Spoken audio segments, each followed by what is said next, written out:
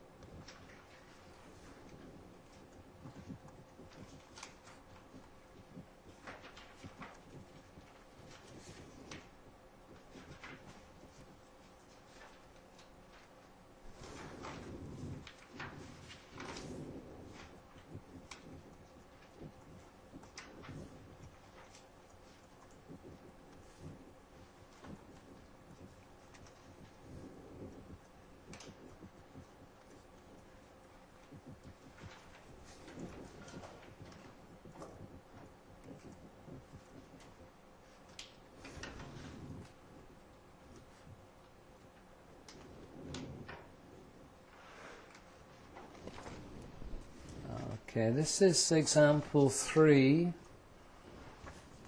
and I've been round and without exception you've all got that right. The new bit there is the period specific of 200,000, and that then brings the cost to date of 750. If we're going to recognise 200 in full, 100% of it, then there's only 550 plus the 300 estimate to apply the 60% to. But otherwise, that's fine, that was good. And you now moved on, many of you have already moved on to example 4. Example 4, there's a little bit of an awkwardness, and I did mention it earlier on, and I've just pointed it out to a number of you now. We've got a revenue recognition, it's 65% complete, and the contract price is 500,000, and 65% of 500,000 is 325,000. Now, one thing that he may very well do, that Steve Scott may well do, if it's a single company with 3 or 4 different contracts, one of those contracts is probably going to be a loss maker. We're probably forecasting that a loss is going to be suffered. And this is the question which illustrates what to do if a loss is forecast.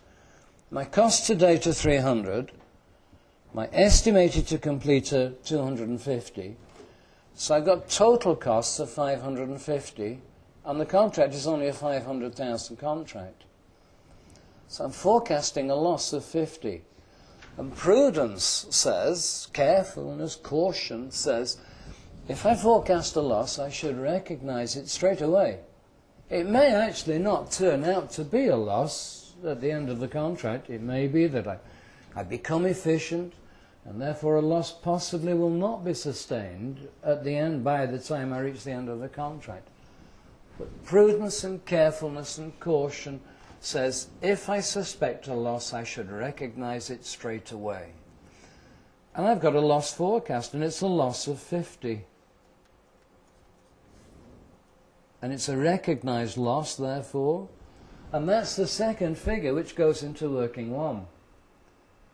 Now, if I'm going to recognize revenue of 65% of 500, but I also want to recognise a loss of 50, then I must therefore recognise costs of 375. And it's not 65% of anything, it's just that these are the costs I need to recognise in order that I'm fully accounting for this projected loss.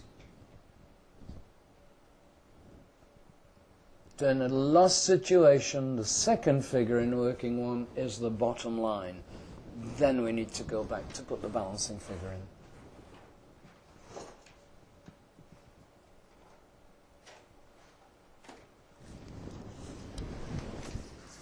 So working 2, working 3 on this example 4 should not cause you a problem, I'm hoping. And then example 5 is just good fun.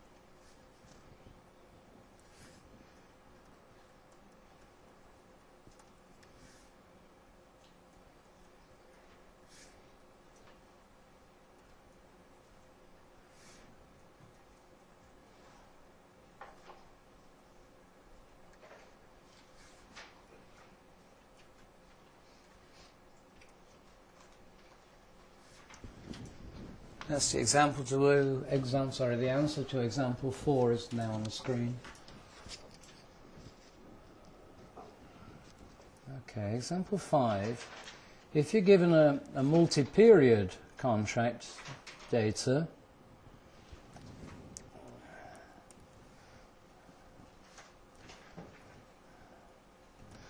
you really need 5 columns. If it's a 3-year contract, you'll need 7 columns if it's a 4-year contract. But just for working one, because this one is going to be the income statement for year 2, and this is the income statement for year 3, and year 1 is itself the income statement as well.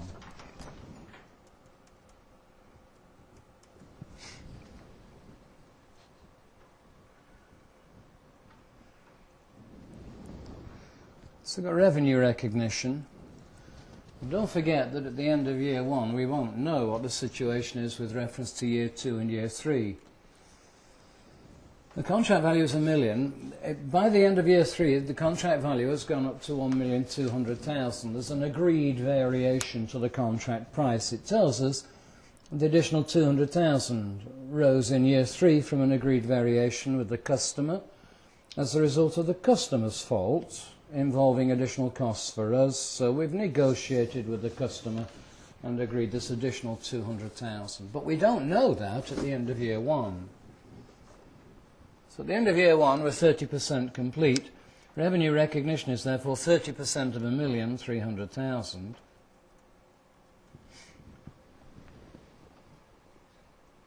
And although I don't know the situation at this stage, at the end of year 1, in an exam I do know obviously what the year 2 position is going to be. Year 2 position is 65% of $1 million, so 650,000. And year 3 we're complete, we've done 100% and it's 1,200,000.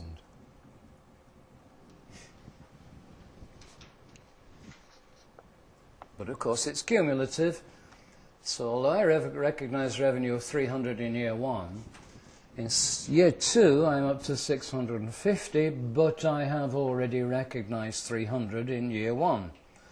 So the year 2 revenue recognition is the difference, 350,000.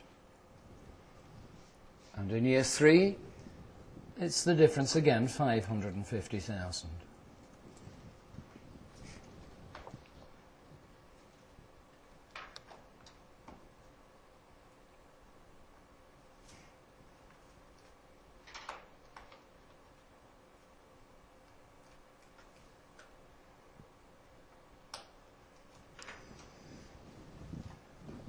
Period-specific costs, so cost recognition,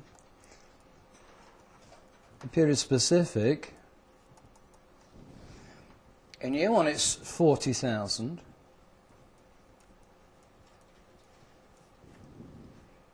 In year two, cumulatively, it's still 40,000.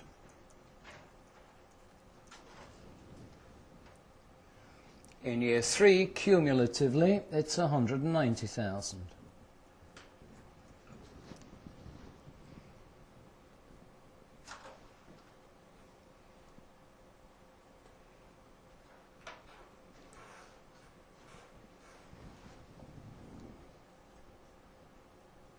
General costs.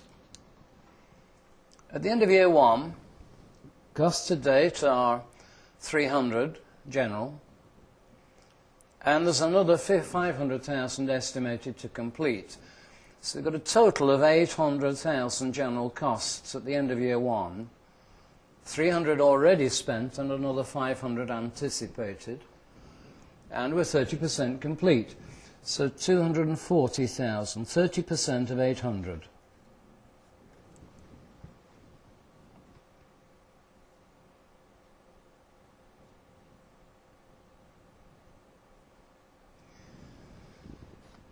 By the time we get to the end of year two, we have spent 500,000 and we've got an estimate of another 600,000 to spend. That's 1,100. And we're 65% complete. But if I've got 1,100 to spend, and I've already also spent 40 period specific, that means I've got 1,140 on a contract which is only worth $1 million. So in the end of year two, I've got predicting a loss. 1,140 compared with $1 million, I'm predicting a loss of 140.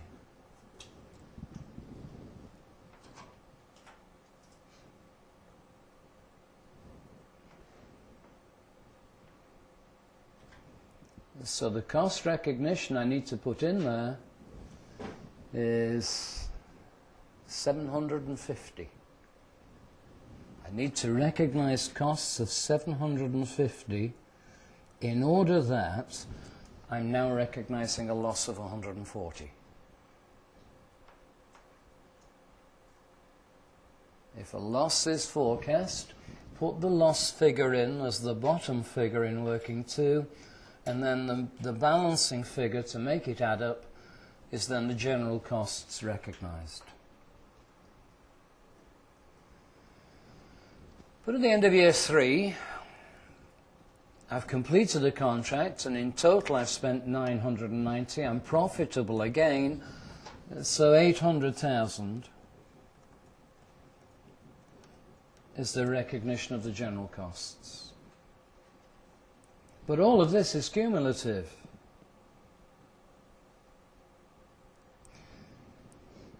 Year one, I've got 280 costs compared with 300. Year one, I'm going to recognize profits of 20. Year two, cumulative, I'm recognizing a loss of 140. Year three, cumulative, I've got, is it 210? 990, 210,000 profit.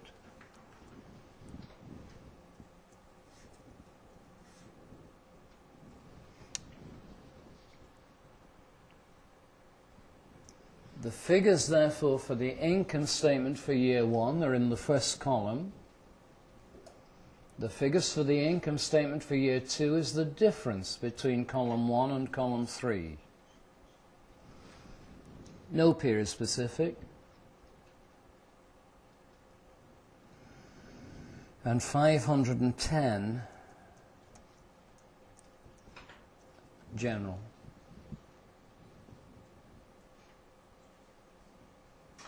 And if I've got 510 general costs and only 350 recognition of revenue, then in year two I'm actually going to be recording 350 revenue, 510 costs, a forecast loss, therefore, a loss recognised in year 2 of 160.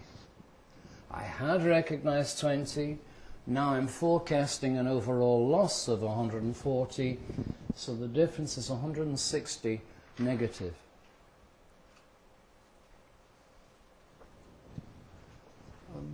But everything turns out nicely in year 3. I've got 150 period specific and 50 general. Gives me a profit in year 3 of 350. I have cumulatively recognized a loss of 140. Now cumulatively I'm recognizing an overall profit of 210.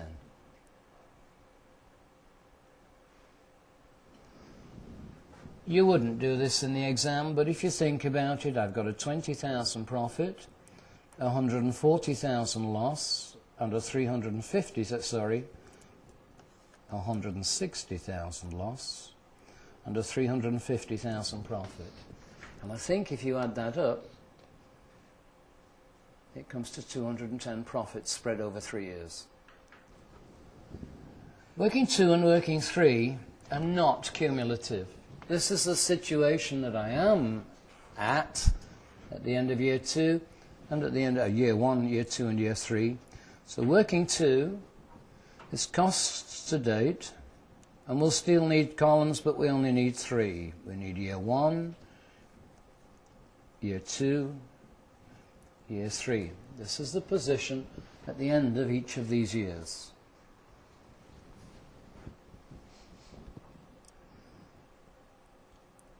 Cost to date in year 1 is 300 general and another 40 period specific.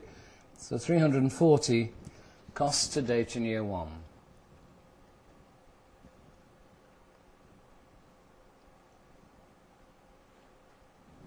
In year 2 it's 540, so 540 the costs incurred to date. And year 3, 990.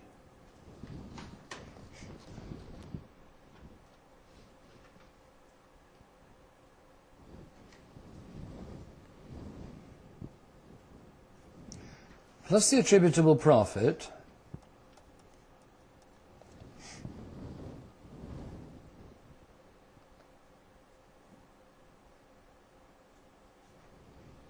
in year 1 it's 20.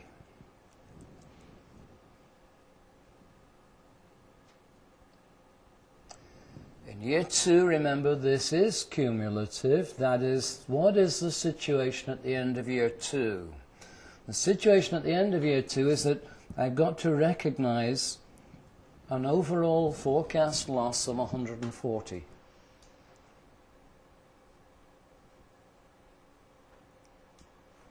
And at the end of year 3, I'm recognizing in total 210,000 profit. Over the 3-year period, a 210,000 profit.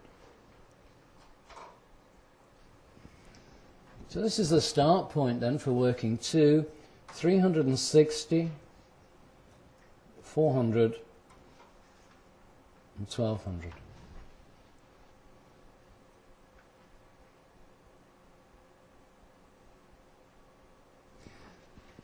Less amounts invoiced. 390, 610 and 1150.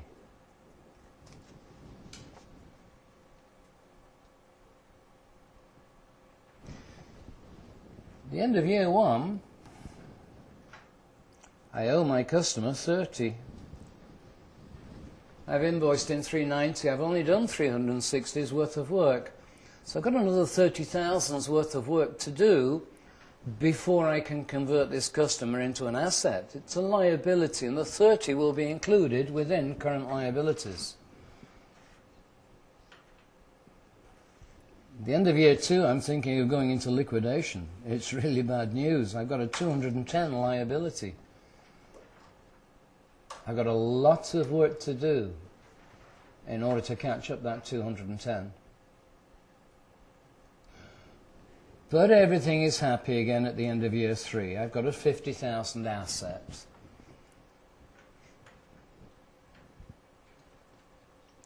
Unbilled. No longer work in progress, the job is finished. It's just that I've not billed, I've not invoiced that last 50,000.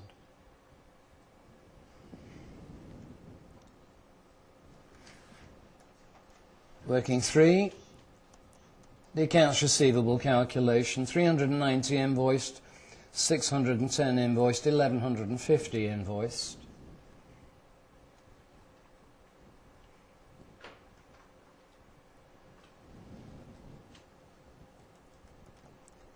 And received 400,000.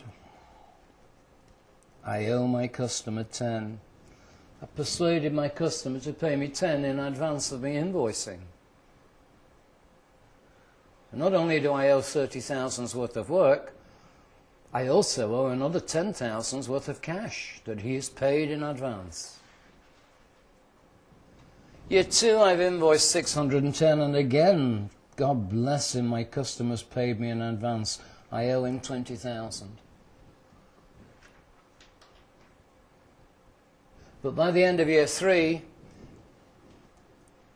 he's no longer paying me in advance. He owes me 50,000 accounts receivable.